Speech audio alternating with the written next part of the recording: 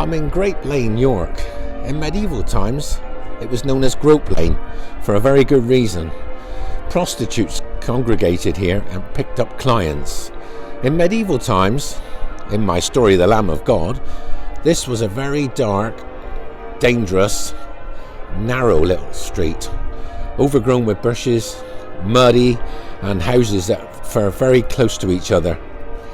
Philip, my principal character in the story, is walking past here late one night from visiting a friend, and he hears a noise in the lane.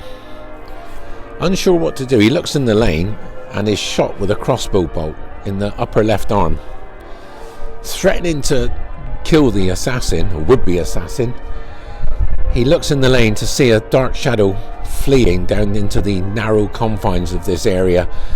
This lane leads into a lot of other narrow little lanes, and he had no chance of finding him, and he has to go back home to get his wound fixed. This is inside the great Abbey of St Mary's that was dissolved by Henry VIII.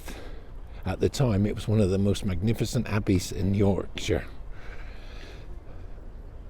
It's made of the same stone as the main walls of York, manganese limestone, self-cleansing.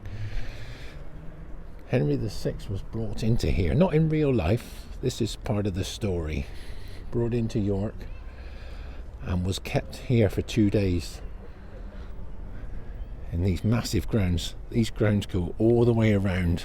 There's a wall all the way around this abbey, and I will try and show you some of it. That is the Yorkshire Museum.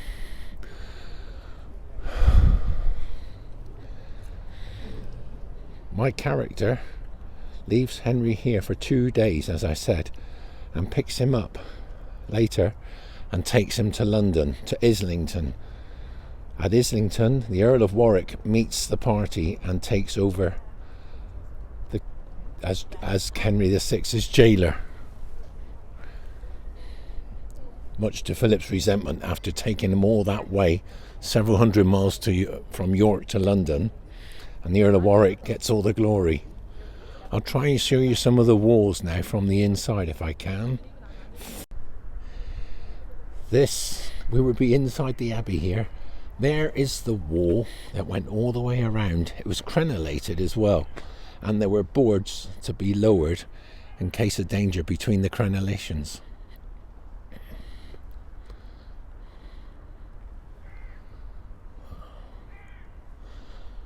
Oh, amazing.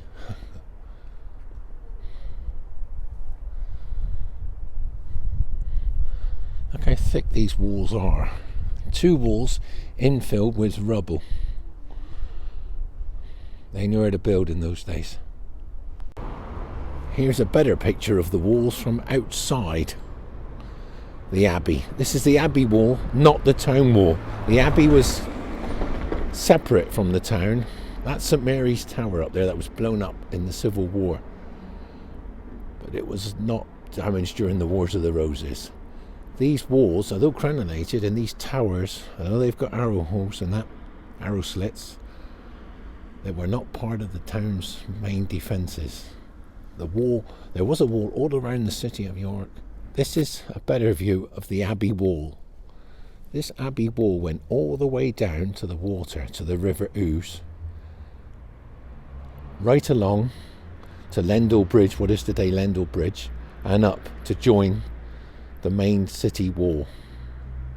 Very extensive crenellations, and there's boards up there to be lowered in time of threat. Walking towards Walmsgate, this shows a good example of what the city walls looked like in medieval times, with the cruciforms and the top stones, the capstones above it. Later on in York's history, somebody had the idea that to carve out these arrow cruciforms, if you like, and put in crenellations would make it look more historical. So most of the walls along York's perimeter, around York's perimeter, now have these ugly gashes that people thought at the time would look really good, which is a shame really. I'm walking through the murder hole of Walmgate Bar. I've come through the first set of outer doors. I'm walking through the inner set, towards the inner set. It was through here in 1471 that King Edward IV, upon his return to England, after landing at Ravenspur, marched to York. He was here, he said, to claim his dukedom of the Duke of York, not his crown. And he marched through this street with his cousin, my principal character in the story, up towards Fosgate and the River Foss and the city of York. We are now within the grounds of St Mary's Abbey in York. It was here, in my story The Lamb of God, that Philip Neville brings Henry VI after he was captured in Lancashire. He was brought here and forced to remain 2 days before the long journey to London. Philip was ordered to take him to the capital by King Edward IV, a distant cousin. The Earl of Warwick met Philip in Islington and took over care of the king and led the captive through the streets of London, tied to a cheap horse and made to look a fool. This is St Mary's, the gateway into the Abbey, where my character in my story The Lamb of God brings Henry VI after he's captured and brought to York. Not in real life, this is just part of my story, because nobody knows the actual route he took from his capture to when he arrived in Islington. But I've made up a story that my character brings him here to St Mary's Abbey and drops him off for the night, because they don't want to arouse the people, many of whom support Henry VI. So he's left here for 2 nights before Philip Neville takes him on to Islington, where the Earl of Warwick takes over custody of the prisoner and takes him on into London.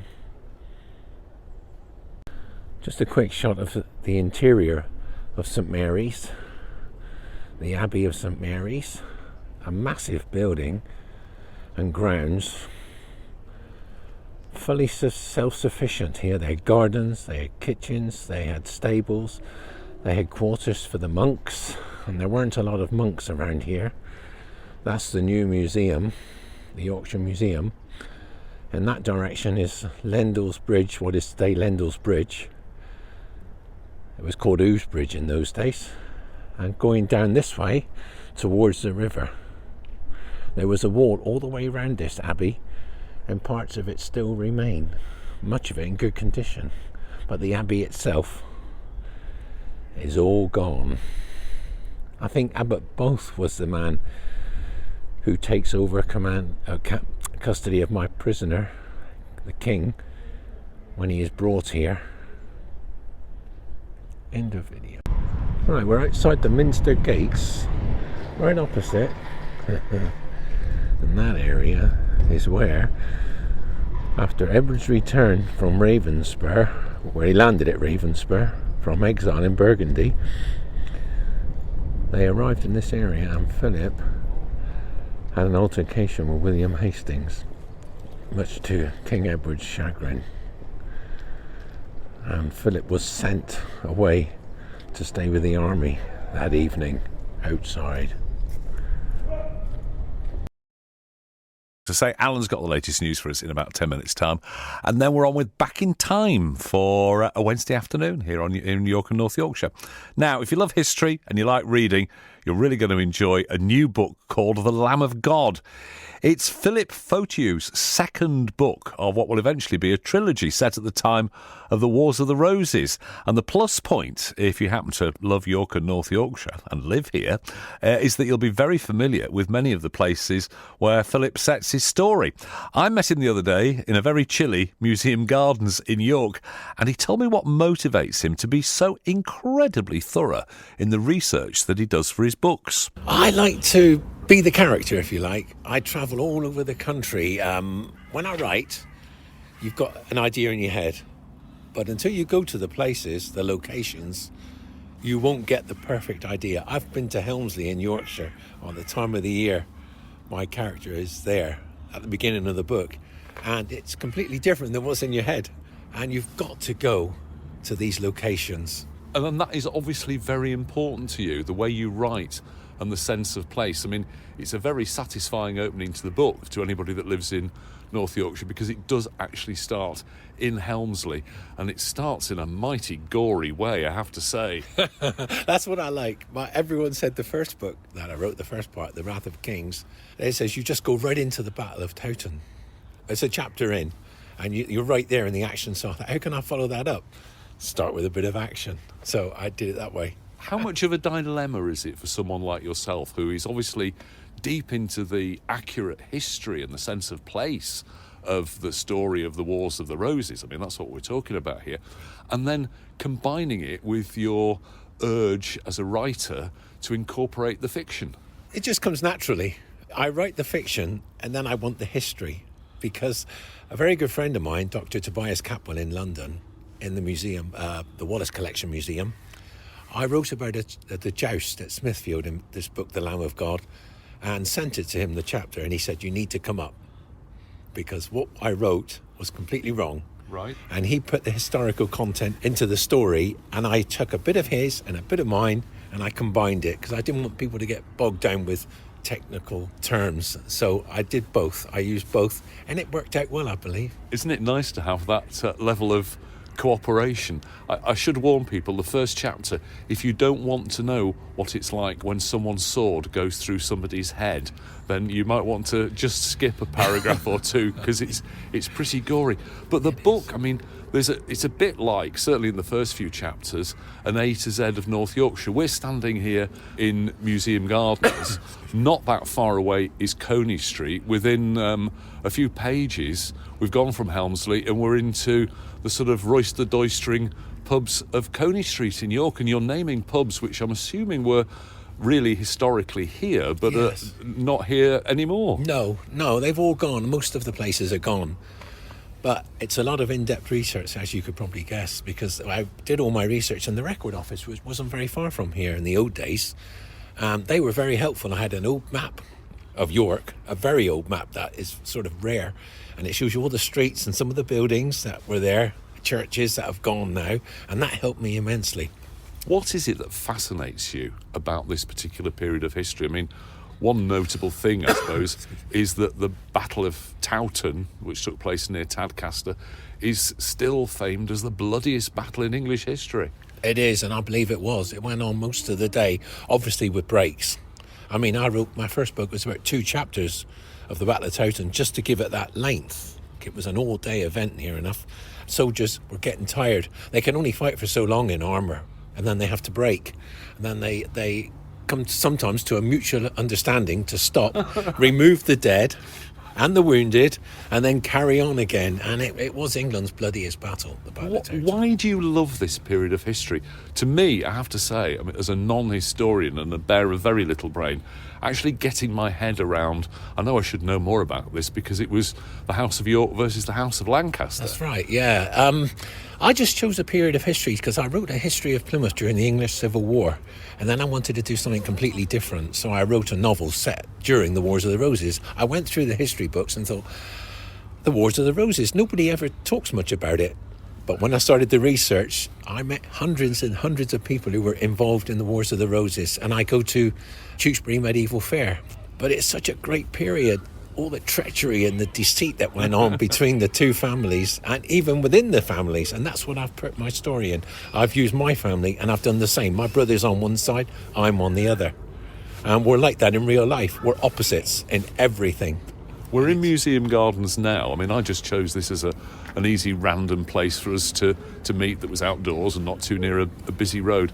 Does this figure in the history at all? Has it got any relevance? We've obviously got St Mary's Abbey behind us, but that's a little bit of a later period of history when the monasteries were taken to bits by Henry VIII and Cromwell. Yes, but before that, this was a magnificent building, and it's made of the same stone that the York walls are made of. Tadcaster limestone, magnesium limestone from Tadcaster, self-cleansing, and that's why it looks so bright even today, the ruins. But in my story, Henry VI is captured in Lancashire, and that's all we know, and the next minute he's in London. So I've woven into that story I've given myself a little bit of leeway. Artistic licence, do we call it? That's the word. And I've had him being brought to York, and my character takes over. He's ordered by Edward IV, who's a cousin of my character, to bring him to London.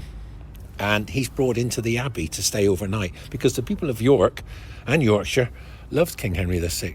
And if the thought of him being a prisoner here, they might have had riots to free him, to set him free. So he was kept here in my story. It's never really happened. Stayed here 2 nights and then was led to London by my character. And at Islington, the Earl of Warwick takes over and takes him to London, which is what happened in real life. So between his capture and Islington, we don't know what really happened to Henry VI. So I've just made that bit up. My character hates Henry VI. He's a Yorkist. But during the journey, they have a conversation and he sort of changes. He mellows a bit more towards the old king. That's Philip Photiou. Lovely to meet him. Fascinating man. His book is called The Lamb of God. So many parts of it set around York and